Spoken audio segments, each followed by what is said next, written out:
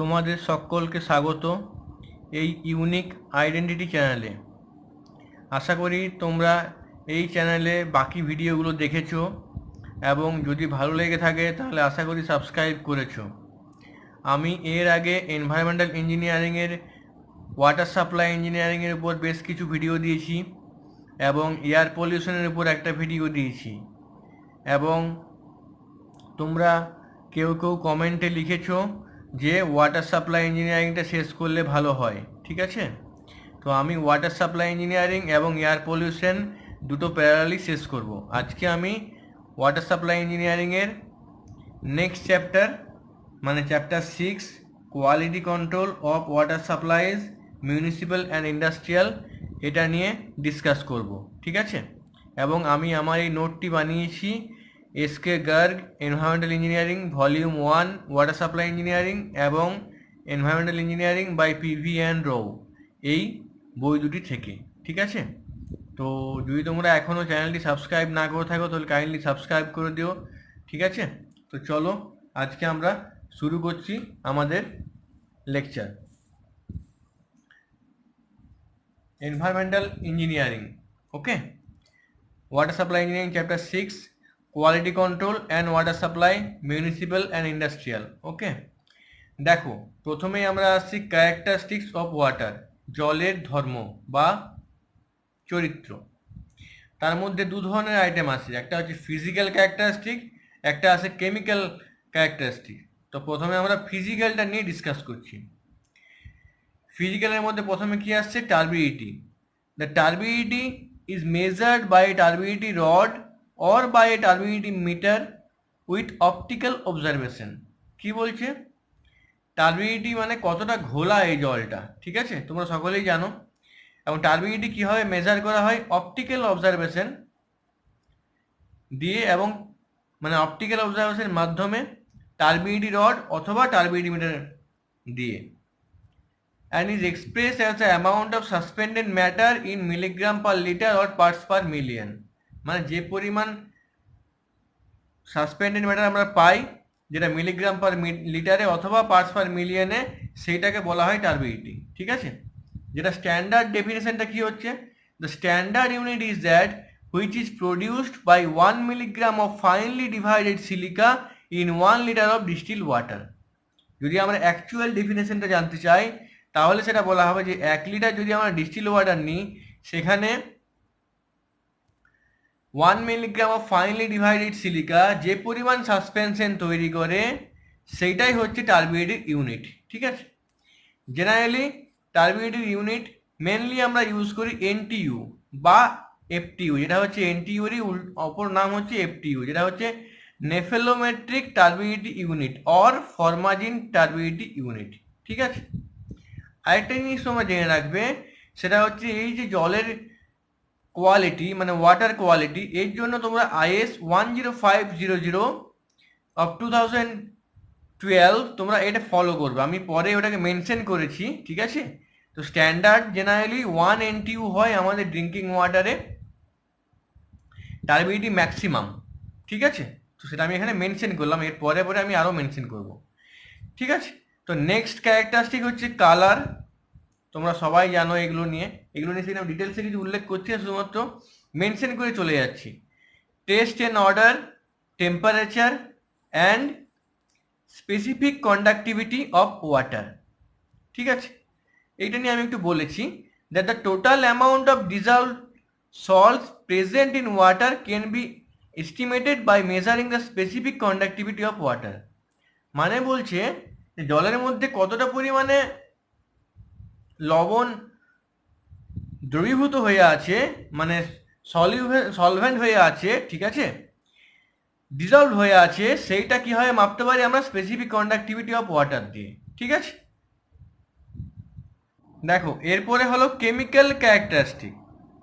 এর মধ্যে কি কি পড়ছে, total solids and suspended solid, মানে জলের মধ্যে যে পরিমাণ সলিড টোটাল থাকে তাকে টোটাল সলিড বলে, অ্যান্ড যে পরিমাণ সলিড নিচে থিতিয়ে পড়ে যায় সাসপেনশনের মাধ্যমে তাকে বলা হচ্ছে সাসপেন্ডেড সলিড।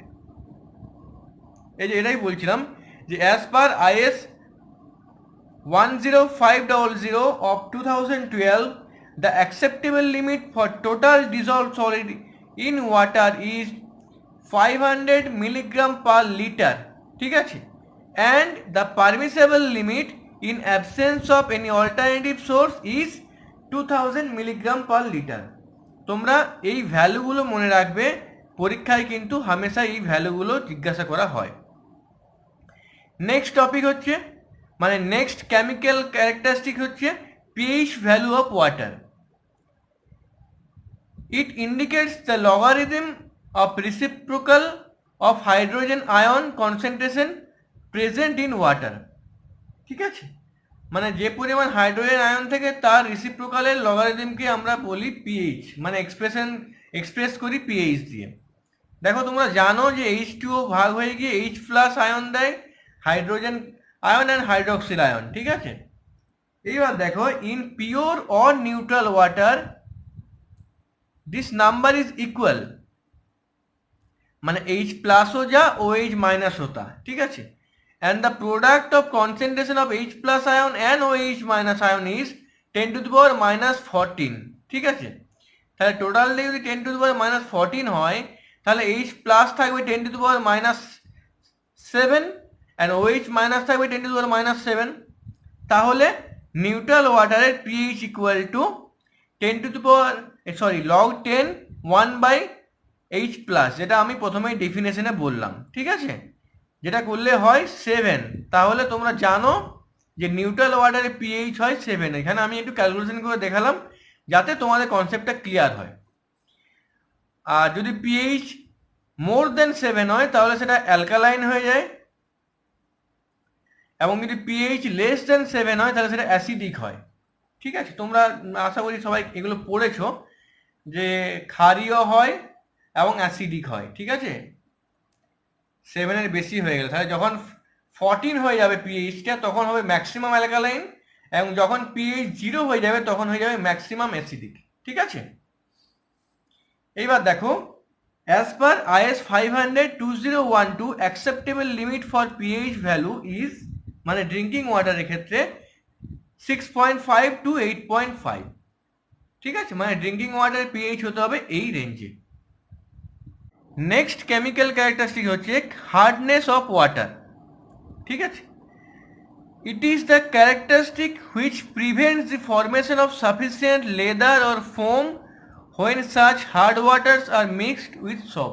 তোমরা সবাই জানো যে কোনো জলকে যদি আমরা সাবান ঘষি মানে সাবান দিই তাহলে সব জলে সমপরিমাণ ফেনা হয় না। তাহলে যে প্রপার্টিটার জন্য এই সমপরিমাণ ফেনা হচ্ছে না তাকেই বলা হচ্ছে হার্ডনেস অফ ওয়াটার, ঠিক আছে। তাহলে যে জলটা যত বেশি হার্ড ওয়াটার হবে সেখানে ফেনা তত বেশি কম হবে, হ্যাঁ। It is usually caused by the presence of calcium and magnesium salt, ঠিক আছে, মানে Ca+2 অ্যান্ড ম্যাগনেসিয়াম+2 সল্ট। এইবারে দেখো হার্ডনেস দু ধরনের হয়, এ হচ্ছে temporary hardness or carbonate hardness, and B হচ্ছে পার্মানেন্ট হার্ডনেস। দেখো টেম্পোরারি হার্ডনেসে কি বলছি, if bicarbonates and carbonates of calcium and magnesium are present in water it causes temporary hardness. মানে বুঝতে পারছো, যদি ক্যালসিয়াম বা ম্যাগনেসিয়ামের কার্বোনেট বা বাইকার্বোনেট থাকে তাহলে সেটা হয়ে যায় temporary hardness or carbonate hardness. কেন এ টেম্পোরারি আমি সেটা বলেছি, as this can be removed to full extent by adding lime and simply by boiling to some extent. কেননা এই যে হার্ডনেসটা এটা বয়েল করে পরে কিছুটা পরিমাণে যায় এবং লাইম যোগ করলে এটা পুরো পরিমাণে চলে যায়। এইখানে দেখো আমি একটা ওয়ান লাইনার দিয়েছি যেটা তোমাদের কাজে লাগবে, মনে রাখো, magnesium carbonate being fairly soluble in water won't get removed by boiling. Magnesium carbonate যেহেতু জলে পুরোপুরি দ্রবীভূত হয়ে যায় তাহলে সেটা শুধুমাত্র বয়েলিং করে রিমুভ হয় না, এই কার্বোনেট হার্ডনেসটা রিমুভ হয় না ম্যাগনেসিয়াম কার্বোনেটের ক্ষেত্রে, ঠিক আছে। সেই জন্য আমি বলেছিলাম এখানে to some extent by boiling, ঠিক আছে। এইবারে দেখো permanent hardness or non carbonate hardness. আমরা বলেছিলাম হার্ডনেসের ক্ষেত্রে যে ক্যালসিয়াম বা ম্যাগনেসিয়াম সল্ট এটার কারণে এটা হয়। তাহলে কার্বনেট বা বাইকার্বনেটের জন্য হচ্ছে টেম্পোরারি হার্ডনেস, আর বাকি যে ইয়েগুলো আছে আয়নগুলো মানে sulphate, chloride, nitrate of calcium and magnesium, এইগুলোর জন্য হয় পার্মানেন্ট হার্ডনেস অথবা নন কার্বনেট হার্ডনেস। ঠিক আছে, আমি এখানে শুধুমাত্র টাচ করে যাচ্ছি, পরে আমরা ডিটেলসে অন্য চ্যাপ্টারে এটা নিয়ে ডিসকাস করব। ঠিক আছে, এইবারে দেখো আমি এখানে কিছু কিছু ওয়ান লাইনার দিছি, ঠিক আছে, সেইগুলো জাস্ট তোমরা নোট করে নাও। সেটা হচ্ছে hardness is generally defined as the calcium carbonate equivalent of calcium and magnesium ions present in water. মানে হচ্ছে যত পরিমাণ ক্যালসিয়াম এবং ম্যাগনেসিয়াম আয়ন থাকবে সেইটা ইকুইভ্যালেন্ট টু ক্যালসিয়াম কার্বনেট করতে হবে, তবে গিয়ে সেইটা হচ্ছে হার্ডনেস। ঠিক আছে, এগুলো ম্যাথমেটিক্যাল ক্যালকুলেশন আছে, এই ম্যাথমেটিক্যাল ক্যালকুলেশনটা নিয়ে আমি পরে ডিসকাস করব অন্য চ্যাপ্টারে। ঠিক আছে, এটা হয়ে গেল টোটাল হার্ডনেস। এইবারে বলি total alkalinity. Total alkalinity in water consist of alkalinity caused by CO3-2 HCO3-1 মানে carbonate, bicarbonate and hydroxyl OH- and very little negative alkalinity cause by H+। যেহেতু এটা অ্যাসিডিক সেই জন্য এ কিন্তু নেগেটিভ অ্যালকালিনিটি দেবে। ঠিক আছে, আর এইগুলো কিন্তু সব বেসিক। ঠিক আছে, so total alkalinity equal to CO3-2 plus HCO3-1 plus OH-1 minus H+। এই যে বললাম লিটিল নেগেটিভ অ্যালকালিনিটি দেবে H+টা। এই সমস্তগুলো হচ্ছে এক্সপ্রেসড অ্যাজ CaCO3। সবসময় মনে রাখবে অ্যাজ CaCO3 তোমাদের কিন্তু বার করতে হবে। ক্যালসিয়াম কার্বনেট ইকুইভ্যালেন্ট কিন্তু সমস্ত ক্যালকুলেশন এখানে হবে। ঠিক আছে, এইবারে দেখো এইটা পরীক্ষায় পড়ে ক্যালসিয়াম হোয়াট ইজ মানে কার্বনেট হার্ডনেস কত আর নন কার্বনেট হার্ডনেস কত। Carbonate hardness is equal to total hardness or alkalinity whichever is lesser. ঠিক আছে, মানে হয়ে গেল যে টোটাল হার্ডনেস অথবা অ্যালকালিনিটি তার মধ্যে যেটা কম হবে সেইটা হয়ে যাবে তোমার কার্বনেট হার্ডনেস। ঠিক আছে, এটা মাথায় রেখে দাও এবং নোট করে নাও। আর non carbonate hardness is the total hardness in excess of the alkalinity. ঠিক আছে, মানে অ্যালকালিনিটির থেকে হার্ডনেসের যে ডিফারেন্সটা সেইটা হয়ে যাবে নন কার্বনেট হার্ডনেস। পরে আমি বলেছি if the alkalinity is equal to or greater than the total hardness the non carbonate hardness will be 0। ঠিক আছে, ধরো তোমার অ্যালকালিনিটি 150 অ্যান্ড টোটাল হার্ডনেস হচ্ছে 100, সেই ক্ষেত্রে কিন্তু নন কার্বনেট হার্ডনেস হয়ে গেল 0। ঠিক আছে, যদি অ্যালকালিনিটি হয় 80 এবং টোটাল হার্ডনেস হয় 100, তখন তোমার নন কার্বনেট হার্ডনেস হয়ে যাবে 100 - 80 মানে 20। ঠিক আছে, next, as per IS 10500 of 2012 and 2012, the acceptable limit of total hardness and total alkalinity is 200 mg per liter as CaCO3। ঠিক আছে, মানে এটা হয়ে গেল অ্যাকসেপ্টেবল লিমিট। আর যেখানে অন্য কোনো সোর্স নেই সেই ক্ষেত্রে পারমিসিবল লিমিটটা একটু বেশি, যেটা হলো 600 মিলিগ্রাম পার লিটার। তোমরা পারলে নেট থেকে এটা ডাউনলোড করে নিও, IS 10500 of 2012, কেননা টেক্সট বইয়ে সমস্তগুলোতে 1998 মানে 1998টা আছে, কিন্তু পরে সেটা রিভাইজ হয়ে 2012তে হয়েছে, সুতরাং সেইটা তোমরা কারেন্ট ভার্সনটা ডাউনলোড করে নিও। ওকে, নেক্সট কেমিক্যাল ক্যারেক্টারিস্টিক হচ্ছে chloride content. Chlorides are generally present in water in the form of sodium chloride মানে NaCl, কমনলি সল্ট।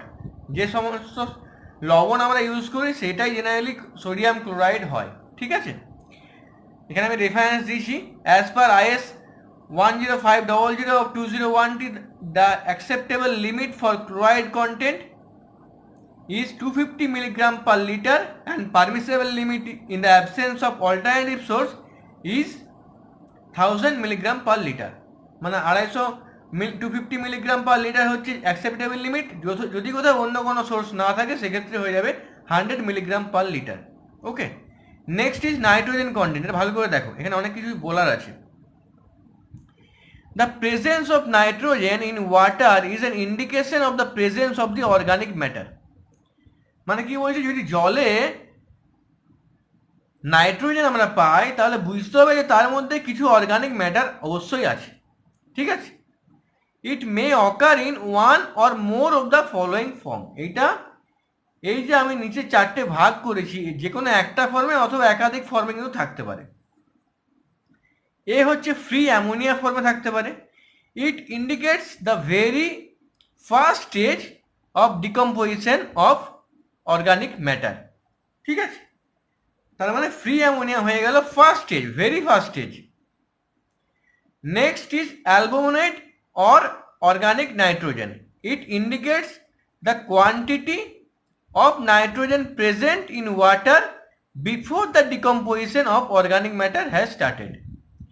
মানে কি বলছে, অর্গানিক ম্যাটার মানে অর্গানিক যে সমস্ত বস্তুগুলো আছে সেইগুলো যদি ডিকম্পোজিশন শুরু না করে তার আগে যে পরিমাণ নাইট্রোজেন প্রেজেন্ট থাকে সেইটা হয়ে গেল তোমার organic nitrogen present in that water. Okay, next is নাইট্রাইটস।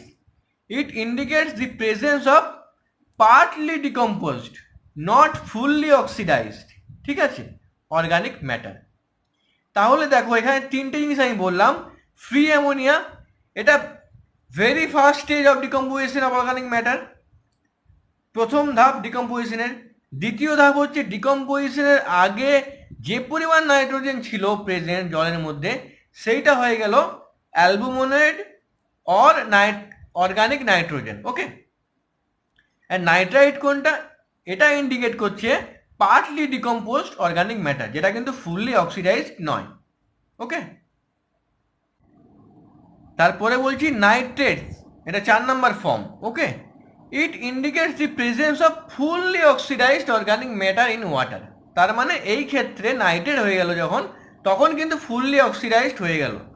কিন্তু যখন নাইট্রাইটস বললাম তখন কিন্তু partly decomposed, not fully oxidise ছিল, মনে আছে? তাহলে নাইট্রাইটের ক্ষেত্রে কিন্তু নট ফুললি অক্সিডাইজড, আর নাইট্রেটসের ক্ষেত্রে কিন্তু ফুললি অক্সিডাইজড অর্গানিক ম্যাটার। ঠিক আছে, এই পয়েন্টগুলো কিন্তু তোমরা মনে রাখবে। এইবারে কিছু কিছু আমি অনলাইনে দিয়ে পয়েন্ট বলেছি যেগুলো important. The sum total of ammonia nitrogen and the organic nitrogen is called Kjeldahl nitrogen. Okay, ammonia nitrogen plus organic nitrogen equal to Khedal nitrogen. The presence of too much of nitrate in water may cause methanoglobinemia or blue baby disease to the infant. মানে বলছে জলের মধ্যে যদি অনেক বেশি nitrate থাকে তাহলে কিন্তু বাচ্চাদের ক্ষেত্রে ব্লু বেবি ডিজিজ হয়। এটা কিন্তু তোমরা মনে রাখবে যে ব্লু বেবি ডিজিজের অন্য নামটা কি অথবা কি কারণে হয়, ইম্পর্টেন্ট। ঠিক আছে, মিথেমোগ্লোবিনিমিয়া অর ব্লু বেবি ডিজিজ, এই টার্মগুলো কিন্তু মনে রাখবে। ঠিক আছে, নাম্বার 6 অফ কেমিক্যাল ক্যারেক্টারিস্টিক্স, সেটা হচ্ছে metals and other chemical substances. ঠিক আছে, এইবারে দেখো আমি চার্ট করে যেগুলো মেন জিনিস আছে সেইগুলোর আমি লিমিটগুলো এখানে বলে দিচ্ছি যাতে তোমরা এক নজরে দেখে নিতে পারো।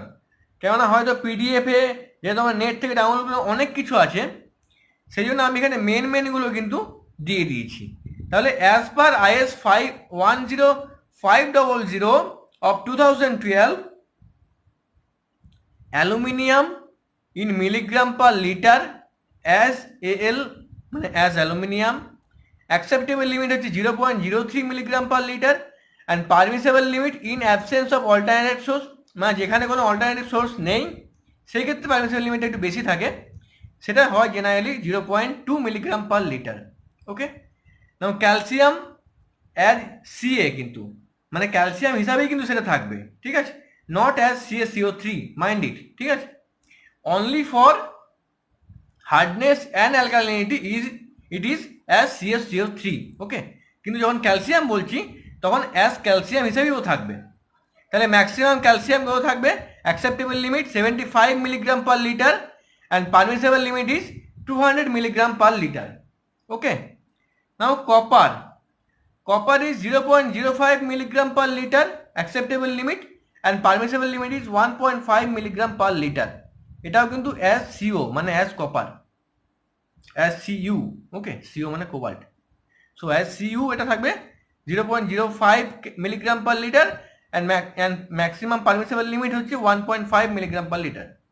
ফ্লুরাইড, তোমরা জানো ফ্লুরাইড বেশি হয়ে গেলে আমাদের দাঁতে ক্ষতি হয়, ডেন্টাল কেয়ার হয়, ঠিক আছে, সেখানে গর্ত হয়। তাহলে ফ্লুরাইডের ক্ষেত্রে লিমিটটা, অ্যাকসেপ্টেবল লিমিটটা হচ্ছে 1 milligram per litre and permissible limit in absence of alternative source that is 1.5 milligram per litre. In case of iron as Fe মানে iron 0.03 milligram per litre maximum limit. কিন্তু দেখো অল্টারনেটিভ সোর্সের ক্ষেত্রে এখানে কোনো রিল্যাক্সেশন নেই, মানে ম্যাক্সিমামই হচ্ছে 0.03 মিলিগ্রাম পার লিটার, ঠিক আছে। সেই জন্য আয়রন আমাদের বেশি হলে শরীরে খুব ক্ষতি হয়, যার জন্য কোনো রিল্যাক্সেশন দেওয়া হয়নি এক্ষেত্রে। Magnesium 30 milligram per litre and in absence of alternative source it is 100 milligram per litre, ঠিক আছে। নাইট্রেট কত? যেটা বললাম বেশি হয়ে গেলে কিন্তু ব্লু বেবি ডিজিজ হয়, ঠিক আছে। তাহলে নাইট্রেটের ক্ষেত্রেও মিলিগ্রাম পার লিটার হচ্ছে 45 মিলিগ্রাম পার লিটার, কিন্তু এর ক্ষেত্রেও কোনো রিল্যাক্সেশন নেই, মানে যে কোনো কন্ডিশনেই তোমাকে 45 মিলিগ্রাম পার লিটারই হতে হবে ম্যাক্সিমাম, ঠিক আছে। তার বেশি হয়ে গেলে কিন্তু ব্লু বেবি ডিজিজ বাচ্চাদের ক্ষেত্রে কিন্তু হতে পারে, মিথেনো গ্লোবিনিমিয়া, ঠিক আছে। সালফেট লিমিট হচ্ছে 200 milligram per litre as sulphate মানে SO4, নাইট্রেট অ্যাজ NO3, ঠিক আছে। সালফেট অ্যাজ SO4 থাকবে 200 milligram per litre and permissible limit in case of alternative source that will be 400 milligram per liter. Zinc থাকবে general কেসে acceptable limit 5 milligram per liter. In case of absence of alternative source, permissible limit will be 15 milligram per liter, ঠিক আছে। তাহলে আমরা এতক্ষণ ধরে physical and chemical ক্যারেক্টারিস্টিকগুলো পড়লাম। এইবারে দেখো ব্যাকটেরিয়াল অ্যান্ড মাইক্রোস্কোপিক্যাল ক্যারেক্টারিস্টিক্স, ঠিক আছে। এইখানে দেখো আমি প্রথমে ব্যাকটেরিয়ার ক্লাসিফিকেশন করেছি, তোমরা এই ডিফিনিশনগুলো মনে রাখো। এইরোবিক ব্যাকটেরিয়া কাকে বলে? It requires oxygen for their survival, বেঁচে থাকার জন্য এদের অক্সিজেন মাস্ট। এনএরোবিক ব্যাকটেরিয়া কাকে বলে? Those which flourish and thrive in absence of free oxygen, যারা ফ্রি অক্সিজেনের অভাবেও কিন্তু খুব সুন্দরভাবে বেড়ে ওঠে এবং বেঁচে থাকে তাদেরকে বলা হয় anaerobic bacteria. Facultative bacteria, those which can survive with or without free oxygen, তাদেরকে বলা হয় ফ্যাকাল্টেটিভ ব্যাকটেরিয়া, ঠিক আছে। তার মানে এরা অক্সিজেন ছাড়াও বাঁচতে পারে এবং অক্সিজেন দিয়েও বাঁচতে পারে, দুটো ধর্মই এদের থাকে। Non pathogenic bacteria, harmless and under certain conditions beneficial to human beings animals. মানে হলো নন প্যাথোজেনিক ব্যাকটেরিয়া মানে হচ্ছে এরা কোনো ক্ষতি করে না, বরং কিছু কিছু কন্ডিশনে আবার মানুষের বা অন্যান্য প্রাণীর খুব উপকার করে এরা, নন প্যাথোজেনিক ব্যাকটেরিয়া। প্যাথোজেনিক ব্যাকটেরিয়া কিন্তু very much helpful to all human being and animal. এইবারে দেখো আমি কিছু কিছু প্যাথোজেনিক ব্যাকটেরিয়ার, রাদার প্যাথোজেনিক অর্গানিজম মানে ব্যাকটেরিয়া হতে পারে, ভাইরাসও হতে পারে, কিছু কিছু এক্সাম্পল দিছি পরীক্ষায় যেগুলো জেনারেলি আসে, ঠিক আছে। এগুলো তোমরা একটু নোট করে নিও। Bacillus anthracis causes anthrax. Anthrax যে রোগটা হয় সেটা এই ব্যাকটেরিয়াটা করে, এই প্যাথোজেনটা করে বলা better. Entamoeba histolytica causes dysentery, diarrhoea, তোমরা সবাই জানো এটা। Mycobacterium tuberculosis causes tuberculosis. সালমোনেল্লা typhi causes typhoid fever. Vibrio colliery, এটা ভাইরাস তোমরা জানো, ভিব্রিও কলেরি কজেস কলেরা, ঠিক আছে। তাহলে এই সমস্ত রোগগুলোর জন্য দায়ী হচ্ছে এই সমস্ত প্যাথোজেন, তোমরা কিন্তু এটা মনে রাখবে, ঠিক আছে। এইবারে আমি লিখেছি যে gram negative bacteria leaves a red stain in a staining technique. মানে গ্রাম নেগেটিভ ব্যাকটেরিয়া স্টেনিং টেকনিকের ক্ষেত্রে লাল স্টেন দেয়। এই স্টেনিং টেকনিক এটা হচ্ছে অনেক বড় একটা টপিক, যেটা জেনারেলি পিএসসিতে অত বড় কোশ্চেন আসে না, ডিটেলসে আসে না, যার জন্য আমি জিস্ট করে শুধুমাত্র এই 5-6 লাইনের মধ্যে ব্যাপারটা কমপ্লিট করেছি, যাতে এইটুকু পড়লেই তোমাদের হয়। ঠিক আছে? Gram positive bacteria leaves blue stain in a staining technique. তাহলে গ্রাম নেগেটিভ ব্যাকটেরিয়া লাল স্টেন করে এবং gram positive bacteria blue stain করে। ঠিক আছে? ই কোলাই মানে অ্যাসিডিকিয়া coli is a predominant member of faecal coliform group. আমি শর্টে বলছি এই ব্যাপারটা, মানে জলের মধ্যে কোনো প্যাথোজেন আছে কি না সেইটা জানার জন্য কিন্তু আমরা নন প্যাথোজেনকে একটা নিই, যেটা হচ্ছে ই কোলাই। ঠিক আছে? সেইটা দিয়ে আমরা টেস্ট করি যে জলের মধ্যে কি মানে কতগুলো বা কত প্যাথোজেন আছে। ঠিক আছে? ই কোলাই দিয়ে টেস্ট করি, সেই জন্য এটা বলছি E coli is the predominant member of faecal coliform group. MPN index মানে হচ্ছে most probable number of coliform. এইবার আমি এটা বললাম, যেটা হচ্ছে যে জলের মধ্যে আমরা টেস্ট করি কতবার পজিটিভ আসছে কতবার নেগেটিভ আসছে, মানে কতবার আমরা পাচ্ছি যে ব্যাকটেরিয়া বা প্যাথোজেন সেখানে নেই, কতবার প্যাথোজেন কিছু কিছু ক্ষেত্রে আছে। অনেকগুলো টেস্ট করার পর সেগুলো আমরা কনফার্ম করতে পারি। ঠিক আছে? যার জন্য এই এমপিএন কথাটা এসছে, যার পুরো কথাটা হচ্ছে মোস্ট প্রবাবল নাম্বার। ঠিক আছে? তাহলে এইটুকু পড়লেই মোটামুটি এই চ্যাপ্টার থেকে তোমাদের পিএসসির জন্য বা এই মানে অ্যাসিস্ট্যান্ট ইঞ্জিনিয়ার এবং জুনিয়র ইঞ্জিনিয়ার দুটোর জন্যই হয়ে যাবে। সুতরাং আমি তোমাদের জিস্ট বানিয়েছি, ডিটেলসে পড়তে গেলে কিন্তু আরও অনেক বেশি সময় লাগবে। ঠিক আছে? তো এইটা হলো ওয়াটার সাপ্লাই ইঞ্জিনিয়ারিং এর 6th চ্যাপ্টার। ঠিক আছে? তো এরপরে হয় ওয়াটার সাপ্লাই ইঞ্জিনিয়ারিং বা এয়ার পলিউশন কোনো একটা দেব। তোমরা ফলো করো চ্যানেলটা।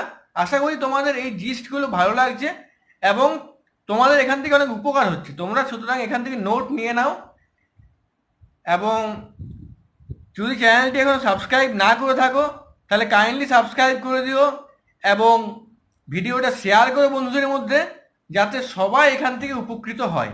ঠিক আছে? তাহলে আজকে এই পর্যন্তই, পরে আবার আসবো পরের ভিডিও নিয়ে। Okay? So thank you very much and all the best for your future এন্ডিভিয়ার।